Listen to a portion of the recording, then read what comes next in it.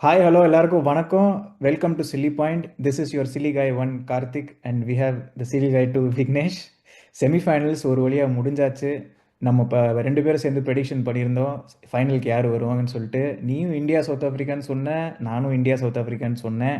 ரெண்டு மேட்சும் வந்து முடிஞ்சிச்சு. ஒரு மேட்ச் நெக் அண்ட் நெக்காக போச்சு, இன்னொரு மேட்ச்சு கொஞ்சம் நம்ம எதிர்பார்த்ததுக்கு மாறா படுத்துக்குன்னே நியூசிலாந்து ஜெயிச்சிட்டாங்க. நம்ம சவுத் ஆஃப்ரிக்கா ஜெயிச்சிருவாங்கன்னு சொன்னோம். நீயும் என்னமோ க்ளோஸாலாம் வர வாய்ப்பே இல்லை, சவுத் ஆஃப்ரிக்கா ஈஸியாக ஜெயிச்சிருவாங்கன்னு சொன்னேன். என்னாச்சு? இல்ல லைட்டா ஸ்லிப் ஆயிடுச்சு. நான் நியூசிலாந்து வந்து கன்வின்சிங்கா ஜெயிச்சிருவாங்கன்னு சொல்ல வந்தேன்.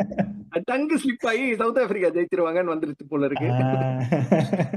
மீம்லாம் போட்டிருந்தாங்க எய்டன் மார்கரம் வச்சு, சும்மாறா டை சும்மாறா அப்படின்னு சொல்லிட்டு போட்டிருந்தாங்க. எப்படி இருந்துச்சு? டீம்ல நமக்கு ஆகாத பையன் ஒருத்தர் இருக்கான். அவன் நம்ம எப்போ தப்பு பண்ணுவான் அப்படின்றதான் வந்து பாத்துக்கிட்டே வந்து வெயிட் பண்ணிக்கிட்டு இருப்பான். ஸோ அவர் பார்த்த வேலைதான். ஸோ அதுலயே நீங்க நல்லா கவனிச்சீங்கன்னா வந்து சவுத் ஆப்பிரிக்காவுக்கு பதிலா இல்ல ஜிம்பாப்வே பிளாக் போட்டிருப்பாரு. ஆமா, அந்த மாதிரி ரெடியா இருந்தான் போல. ஃபின்னாலன் வந்து பிச்சில இருந்து பெவிலியன் வரைக்கும் கூட போல, அதுக்குள்ள மீம் போட்டான். அப்ப ஆல்ரெடி அவரு அவ்வளவு எடுத்து சந்தோஷம். வச்சிருக்காரு. ஆமா, முதல்லயே அதை எடுத்து வச்சுட்டு சரி ஓகே மேட்ச் முடிட்டோம் இவனை செய்வோம் அப்படின்னு சொல்லி கரெக்டா செஞ்சு விட்டாரு. என்ன இந்த சவுத் ஆப்பிரிக்கா பிளாக மட்டும் போட்டிருந்தேன்னா மீம் இன்னும் ஒரு 20K வியூ வந்திருக்கும்னு நினைக்கிறேன். But it's okay. சரி ரைட்டு. நானாச்சும் வந்து இந்தியா இங்கிலாந்து க்ளோஸா போகும்னு சொன்னேன். நீ அதுக்கும் வந்து அதெல்லாம் கிடையாதுப்பா, இந்தியா ஈஸியா ஜெயிச்சிருவாங்கன்னு சொன்னேன். என்ன பரமா சாவு பார்த்த காமிச்சிட்டானுங்களா? 250 ரன்ஸ் அடிச்சுமே வந்து ஐயோ தோத்துருவோமோன்னு யோசிக்க வச்சாங்க நம்ம ஆளுங்க. பட் நான் நிஜமாவே இவ்வளவு க்ளோஸா போவோம்னு நான் நினைச்சு பாக்கலப்பா. ஒரு அட்லீஸ்ட் ஒரு 30 ரன் 40 ரன் வித்தியாசத்துல வின் பண்ணுவானுங்கன்னு நினைச்சேன். எனக்கு தெரிஞ்சு அட்லீஸ்ட் வின் பண்ணிட்டாங்க, ஃபைனல் வரைக்கும் வந்துட்டாங்க. அதுவே பெரிய விஷயம் நம்ம நினைச்சுக்கணும். 10 ஓவர் வரைக்கும் என் கூட வாட்சலாங்கள பார்த்துட்டு இருந்தேன். 10 ஓவர்ல இருந்து 20 ஓவர் வரைக்கும் நீ ஆளை காணோம். நானும் மெசேஜ் பண்ணி பார்த்தேன், வாய்ஸ் நோட் அனுப்பிச்சு பார்த்தேன். எனக்கே கொஞ்சம் லைட்டா அல்லாயிருச்சு. ஐயோ ஒரு வேலை தோத்துரு. ஏன்னா 8 ஓவர்லயே 110 115 இருந்தாங்க. இப்பெல்லாம் எனக்கு கொஞ்சம் பயமாயிருச்சு. அதுக்கப்புறம் நான் சைலண்டா அப்படியே உட்காந்துட்டு மேட்ச் பார்க்க ஆரம்பிச்சிட்டேன். ஸோ ஸ்ட்ரெயிட்டாவே நம்ம India and New Zealand finals at Narendra Modi stadium. So first pitch பத்தி பார்த்துடலாமா? ரெட் சாயில் பிச்சா? One of the most luckiest stadiums for India அப்படின்னு நினைக்கிறேன். இந்த வேர்ல்ட் கப்ல கூட ரொம்ப லக்கி, நரேந்திர மோடி தெரியும்ல. முதல் அடியே இங்க தானே வாங்கினாங்க. நரேந்திர மோடி ஸ்டேடியம் வந்து இந்த பிக் இவெண்ட்ஸ், இந்த மாதிரி நாக் அவுட் கேம்ஸோ இல்ல இந்த மாதிரி ரொம்ப பெரிய மேட்ச் எல்லாம் ஆடும்போது இந்தியா தோத்துருக்காங்க. பட் மிச்சபடி பைலாட்ரல் சீரீஸ் அதெல்லாம் வரும்போது பார்த்தோன்னா India has been dominating.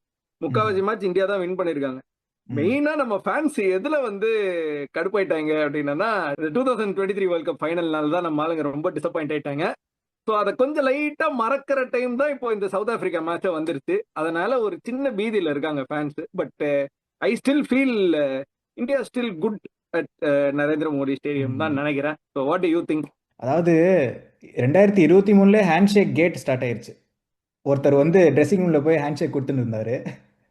Okay, அந்த ஹேண்ட் ஷேக்கை தவிர்த்துறதுக்காகவே இந்த வாட்டி ஜெயிக்கணும் இந்தியா.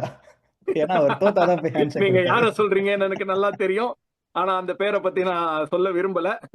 இப்போ பிச்சு ஜோக்ஸ் அப்பார்ட் நம்ம பிச்சு பத்தி பார்த்துடலாம். இந்த பிச் பார்த்தோன்னா it is a mix of red and black soil pitch. So நம்ம ஒரு மேட்ச் ஆல்ரெடி விளாண்டோம் இதில். சாரி, 2 மேட்ச் விளாண்டுருக்கோம் இதில். ஒரு மேட்ச் ஜெயிச்சிருக்கோம், ஒரு மேட்ச் தோத்துருக்கோம். பட் இந்த பிச்சு வந்து யூஸ்டு பிச் கிடையாது. இதுக்கு முன்னாடி இந்த பிச்சு வந்து ஒரே ஒரு வாட்டி தான் யூஸ் பண்ணியிருக்காங்க. Against I think Canada versus south Africa மேட்ச்சில் யூஸ் பண்ணாங்க. So it's not going to be a used pitch. 2023 flashback again. So it's not a used pitch. And இதில் வந்து கிட்டத்தட்ட வாங்கடே மாதிரி தான் இருக்குன்னு சொல்கிறாங்க பிச். ஓகே, ஸோ ஸ்பின் அந்த அளவுக்கு எடுக்க போகிறது இல்லை. அதை பற்றி நம்ம ஃப்யூச்சரில் பேசுவோம், ஏன் ஸ்பின் எடுக்க போகிறது இல்லைன்னு நான் சொல்கிறேன்னு சொல்லிட்டு. It is going to have seam and bounce. So ஒரு டாஸ் ஜெயிச்சா, என்னையை பொறுத்த வரைக்கும் நான் அதை டாஸ் ஜெயிச்சா என்ன பண்ணணும்னு சொல்கிறத விட ஃபஸ்ட்டு நான் உடனே கேட்குறேன், டாஸ் ஜெயிச்சா what you think the team should do? India toss ஜெயிச்சா என்ன பண்ணணும்னு நினைக்கிறேன்? எனக்கு தெரிஞ்சு டாஸ் ஜெயிச்சா கோ டு பேட். ஒரு ஃபர்ஸ்ட் மெயினா பவர் பிளே வரைக்கும் if you are able to score ஒரு 40 to 50 ரன்ஸ்னா கூட எனக்கு ஓகே. அதுக்கப்புறம் யூ கேன் ஸ்டார்ட் ஹிட்டிங். ஏன்னா நமக்கு அடிக்கிறதுக்கு பேட்ஸ்மேன் இல்லைன்றதெல்லாம் கிடையாது, நமக்கு நல்லாவே டீப்பா இருக்கு பேட்டிங். ஸோ ஃபர்ஸ்ட் ஒரு 5 to 6 ஓவர்ஸ் வந்து கொஞ்சம் ஸ்லோவா நிதானமா ஆடிட்டு கொஞ்சம் செட் ஆனதுக்கு அப்புறம், especially batsman like Sanju Samson so set ஆயிட்டாருன்னா என்ன ஆயிருக்குன்னு நம்ம லாஸ்ட் ஒரு 2-3 மேட்சஸ்ல நம்ம பார்த்துருக்கோம். அது இந்தியா வந்து பவர் பிளேல கொஞ்சம் செட் ஆயிட்டு அதுக்கப்புறம் தே ஷுட் ஸ்டார்ட் ஹிட்டிங் அப்படின்னு தான் நான் நினைக்கிறேன். 200+ ஸ்கோர் வந்து கண்டிப்பா வேணும். இந்த ம், கிரவுண்ட்லயும் ம், 100% ஒரு 200+ இருந்துச்சுன்னா தைரியமா வந்து டிஃபெண்ட் பண்ண போலாம். ம். ஸோ நானும் அதான் நினைக்கிறேன். நான் உன்கிட்ட இருந்து வேறுபடல. டாஸ் ஜெயிச்சா கண்ணை மூடிக்கிட்டு வந்து பேட்டிங் ஃபர்ஸ்ட் பண்ணணும், டார்கெட் செட் பண்ணணும். பார் ஸ்கோர்னு பார்த்தோன்னா நான் ஜஸ்ட் ஒரு ஆவரேஜ் ஸ்கோராக பார்த்தா ஒரு 195லேருந்து 200 இதுதான் பார் ஸ்கோர். ஸோ அபவ் பார் ஒரு ம். ஆப்வியஸ்லி ஒரு 20 ரன்ஸ் ஆச்சு நம்ம அடிக்கணும். ஈவன் வாங்கடே பிச்சில் பார் வாஸ் 230, நம்ம எக்ஸ்ட்ரா ஒரு 20 ரன்ஸ் அடிச்சு 250 போகணும். ஸோ அதே மாதிரி ம். பேட்டிங் ஃபர்ஸ்ட் பண்ணால் 220 எய்ம் பண்ணணும், பார் வந்து 200. ஸோ அதில் எனக்கு ம். ஒரு எதுவும் பெருசாக வேறுபாடு இல்லை. டீம் செலெக்ஷன், நீ வந்து டீம் செலெக்ஷன் உன்னோட playing 11 what you think your playing 11 is, இந்தியாவோட பிளேயிங் 11 நீ சொல்லிடு. இந்தியாவோட பிளேயிங் 11ல I think I will not make any change. எனக்கு இப்போ ம், ரொம்ப சின்ன சின்ன பிரச்சனை இருக்கு. So but it's okay to maintain the same team.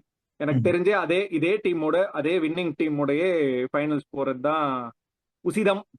அதுதான் நான் நினைக்கிறேன். எனக்கு ஐ என்னமோ உன்னோட ரியாக்ஷனை பார்த்தா உனக்கு ஏதோ ஒரு சேஞ்ச் எல்லாம் பண்ணணும்ப்பா டீம்ல அப்படின்ற மாதிரி ஏன்னா நான் சொல்லும் போதே நீ யோசிக்க ஆரம்பிச்சிட்ட. ஆமாம். இன்னும் உனக்கு ஏதாவது டீம்ல இருந்து சேஞ்ச் பண்ணணும் அப்படின்னு இருக்கா? ஒரு பர்சனலாக என்னை கேட்டேன்னா வருண் சக்கரவர்த்தி விளையாடக்கூடாதுன்னு நான் சொல்லுவேன். ஓகே, கொஞ்சம் கொஞ்சம் ம். ரூத்லெஸ்ஸாக தான் இருக்கும். And nothing against Varun. ஏன் வந்து வருண் விளையாடக்கூடாது அப்படின்னு நான் சொல்கிறேன்னா ரெண்டு ரீசன் இருக்குது. ஃபர்ஸ்ட் ஆஃப் ஆல், இந்த பிச்சில் ஸ்பின் அந்த அளவுக்கு எடுக்க போகிறதில்ல. It is going to have நல்ல சீம் அண்ட் பவுன்ஸ். இன்னொன்று, அவரை லார்ஜ்லி பேட்ஸ்மேன் ஃபிகர் அவுட் பண்ணிட்டாங்கன்னு எனக்கு தோணுது இந்த சூப்பர் 8 ஸ்டேஜில் மட்டும் பார்த்தேன்னா. ஏன்னா பிஃபோர் சூப்பர் 8 அவரோட கதையே வேற. சூப்பர் 8ல் அவரோட ஆவரேஜ் 46, பேட்டர் ஆவரேஜில் பவுலிங் ஆவரேஜ். சரியா? ம். ம். ஸ்ட்ரைக் ம். Rate 22. So he is picking up wicket every 22 balls. மொத்தமாகவே 24 பால் தான் இருக்கு T20 கிரிக்கெட்டில். ம். And on top of that அவரோட எக்கானமி 11.6.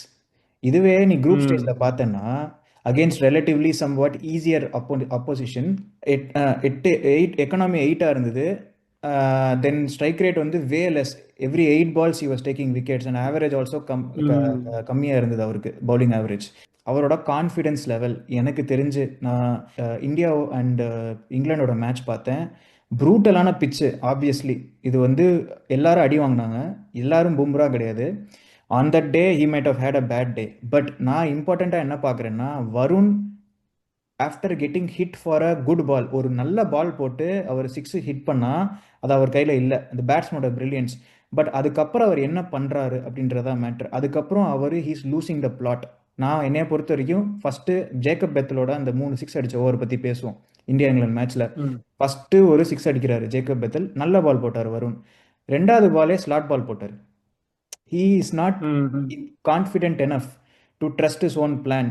அப்படின்றதுனால ம். டிஃபென்சிவாக அவர் ஒன்று போட்டிருக்கலாம் பவுலிங். விக்கெட் டேக்கிங் எல்லா பாலும் விக்கெட் டேக்கிங் டெலிவரியாக போடணுன்ற அவசியம் இல்லை. I think he is trying to take wickets with every ball. As a result அவர் வந்து டிஃபென்சிவாக போட மாட்டுறாரு. கான்ஃபிடன்ஸ் லெவலும் கம்மியாக இருக்குது. I think he is overthinking. இதெல்லாம் ஒரு காம்பினேஷனை வச்சு பார்த்தா செமிஃபைனலுக்கும் ஃபைனலுக்கும் 3 நாள் தான் இருக்குது. அப்படின்றதுனால எனக்கு தெரிஞ்சு வருண் டீமில் இருக்கிறது நல்லது இல்லை. ஆனால் Gautam Gambhir, knowing Gautam Gambhir, also looking at how Gautam Gambhir is backing their players, ஒரு சேஞ்சும் அவங்க பண்ண மாட்டாங்க தான் எனக்கு தோணுது. வாஷிங்டன் சுந்தரும் இருக்காரு. ஏன்னா நியூசிலாண்டில் வந்து ஏங்க இல்லை சி ஹார்சஸ் ஃபார் T20 வந்து ஹார்சஸ் ஃபார் கோர்சஸ். ஓகேவா? இந்த கான்டெக்ட் ஆஃப் வேர்ல்ட் கப் ஒரு டீம், ஒரு செட்டான டீம் இருக்குது. சஞ்சு சாம்சன் உள்ளே வந்ததுக்கப்புறம், ரிங்கு சிங் வெளில போனதுக்கப்புறம் ஒரு கண்டினியூட்டி மெயின்டைன் பண்ணுறது அப்படின்னு பார்க்குற டீம் மேனேஜ்மெண்ட் பார்க்குறது இட்ஸ் அ ஃபேர் திங். ஆனால் ம். ஹார்சஸ் ம். For courses is also very important. T20 condition தான் கிங். எப்போவுமே கண்டிஷன் ம். தான் ம். முக்கியம். இந்த கண்டிஷனுக்கு and plus again matchups, New Zealand டீமில் நாலு லெஃப்ட் ஹேண்டர்ஸ் இருக்காங்கன்னு நினைக்கிறேன், if I'm not wrong. ம். ரச்சின் ரவீந்திரா இருக்காரு, மார்க் சாப்மேன் இருக்காரு, அதுக்கப்புறம் சாண்ட்னர் இருக்காரு, முக்கியமான ஒரு ஆள். அதுக்கப்புறம் இன்னொரு லெஃப்ட் ஹேண்ட் பேட்ஸ்மேன் இருக்காரு. ஸோ இந்த மேட்சப்புக்காக நீ வாஷிங்டன் சுந்தர் எடுக்கிறதுக்கும் ஒரு நல்ல ஆப்ஷன் தான் நான் சொல்லுவேன். ஓகே, என்னன்னா வருண் சக்கரவர்த்தி பற்றி நான் என்ன சொல்கிறேன்னா, இன் அவர் வந்து ஒரு மிஸ்ட்ரி ஸ்பின்னர். இது ஒரு ESPN கிரிக்கின்ஃபோ ஆர்டிகல் ஒன்று இருக்குது, அதை நம்ம லிங்க் பண்ணலாம்.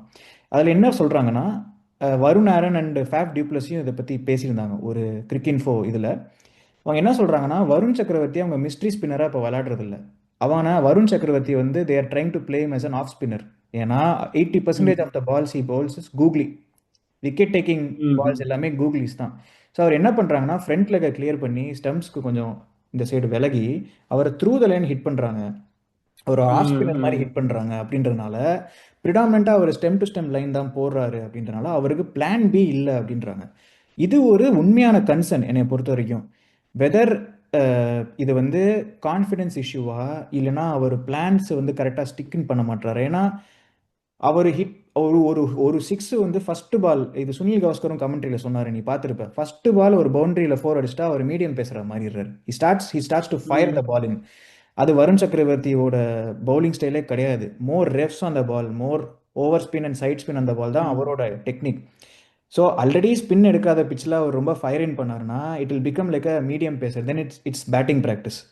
அபிஷேக் சர்மா கூட நான் விட்டுருவேன், அவர் ஒரு ஃபின்னலன் டைப் ஆஃப் பிளேயர். அவர் அன்னைக்கு அவர் if he comes good he can get you a 30 or 40 ball 100, he can be the game changer. So அவர் வந்து ஒரு பேங்க், நீ ஒரு எஃப்டி மாதிரி ஒரு ஸ்டாக் மாதிரி இன்வெஸ்ட் பண்ணிக்கிட்டே இருக்கணும். திடீர்னு அவர் வந்து உனக்கு டிவிடெண்ட் கொடுப்பாரு அபிஷேக் சர்மா.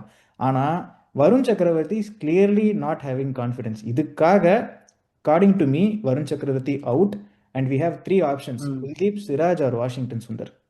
இது 3ல யாராவது ஒருத்தங்க வர வாய்ப்பு இருக்கு. பட் டீம் மேனேஜ்மெண்ட் இதை பண்ணுவாங்களான்னா 99% பண்ண மாட்டாங்க. They want to back. எனக்கும் தெரிஞ்சு பண்ண மாட்டாங்கன்னு தான் நினைக்கிறேன்.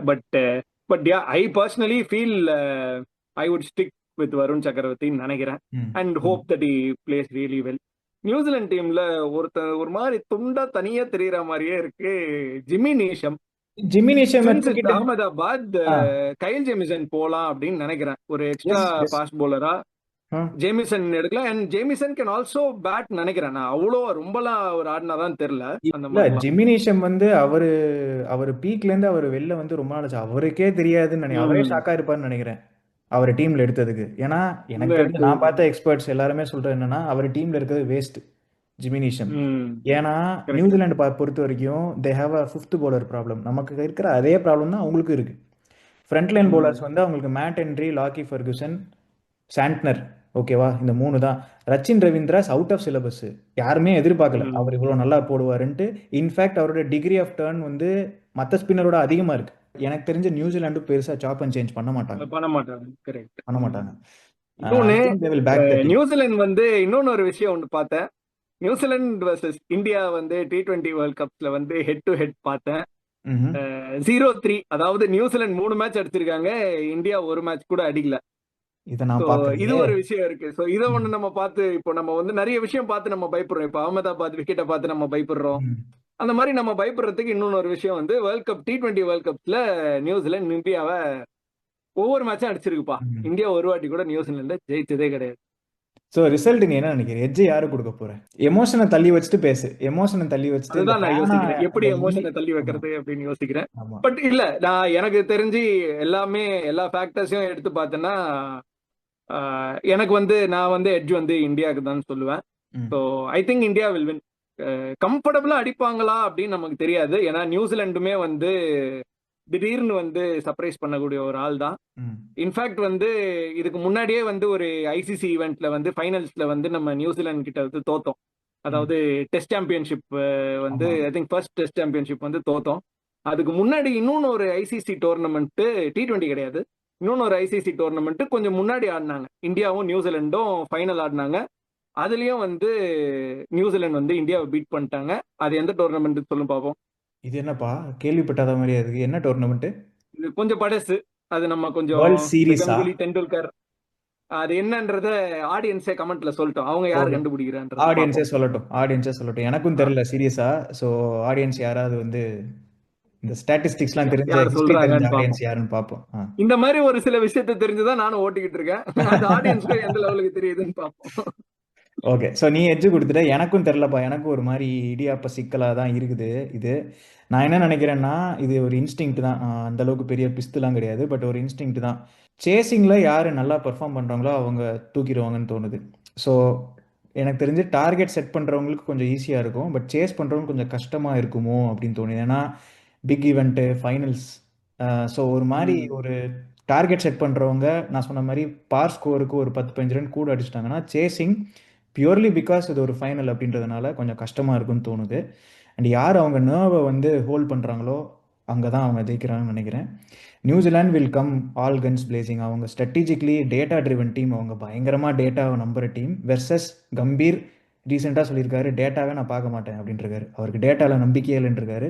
ஸோ அப்ப ஒரு எதுக்கு டீம்ல ஒரு டேட்டா அனலிஸ்ட் வச்சிருக்காங்களா? வெளில போக சொல்ல வேண்டியது தானே. இல்லப்பா, அவர் அப்படி சொல்றாருப்பா, அதெல்லாம் ஏன்பா அவரை போட்டு இப்படி திட்டுற விடுப்பா. அவர் அதான் நான் வந்து ஒரு நல்ல ஒரு ஒரு எண்டிங்ல முடிக்கலான்னு பார்த்தா நீ கம்பீரை திட்ட ஆரம்பிச்சிட்ட. நான் என்ன சொல்றேன்னா, ஒரு டேட்டா ட்ரிவன் டீம் வெர்சஸ் ஒரு டேட்டாவே தெரியாத டேட்டாவே பார்க்காத ஒரு டீம், ரெண்டு மோத போகுது நாளைக்கு ஃபைனல்ஸ்ல. ரிசல்ட் என்ன அப்படின்னு சொல்லிட்டு பார்ப்போம். சோ உன்னோட எட்ஜ் வந்து you are saying it's India தான். ஆனா இந்தியா it will be ஜெயிச்சா a close நான் contest. ஆனா கீழி இந்தியா மாரி குதிச்சிருவேன், அவ்வளவுதான். இது இந்தியா ஜெயிச்சா வந்து first time team is retaining their world cup. யாருமே பண்ணது கிடையாது, கன்சிக்யூட்டிவா யாரும் ஜெயிச்சது கிடையாது. T20 வேர்ல்ட் கப் அண்ட் ஹோம்ல இன்னொன்னு யாரும் ஜெயிச்சது கிடையாது. ஹோம்ல அது ஹோம்ல ஜெயிச்சது வந்து கிடையாது. இது வரைக்கும் யாருமே வந்து T20 வேர்ல்ட் கப் அடிச்சது இல்லையா. நம்ம சோ தான் ஃபர்ஸ்ட் அத 2011 வந்து வேர்ல்ட் கப். கரெக்டா ஃபர்ஸ்ட் எடுத்த உடனே இந்தியா தான் அடிக்க போகுதுன்றத நான் இங்க ஆணித்தனமா சொல்றேன். இங்க பாரு, 2011 வேர்ல்ட் கப்பும் இந்தியா ஜெயிக்கிற வரைக்கும் யாருமே ஹோம்ல ஜெயிக்கல வேர்ல்ட் கப், ஞாபகம் இருக்கா? ஸோ ஆன் தட் இது இந்தியா ஜெயிப்பாங்கன்னு நம்புவோம். கமெண்ட் பண்ணுங்க, நீங்க கமெண்ட் பண்ணுங்க வியூவர்ஸ், யார் ஜெயிப்பாங்கன்னு நினைக்கிறீங்கன்னு பார்ப்போம். ஸோ இத்துடன் நம் உரையை நம்ம முடித்துக் கொள்வோம். ஸோ வேற ஏதாவது ஆட் பண்ணணும்னா சொல்லு, இல்லைன்னா we can close the call. இதுக்கு மேல நம்ம ஆட் பண்றதுக்கு எதுவுமே இல்ல. நம்ம டீம் தான் வந்து ஃபைனல் ஆட் பண்ணோம். எப்படி பண்றாங்கன்னு பார்ப்போம். ஓகே, தென் வித் தட் இந்த வீடியோ முடிச்சுக்கலாம். Once again thank you all for வாட்சிங் த வீடியோ.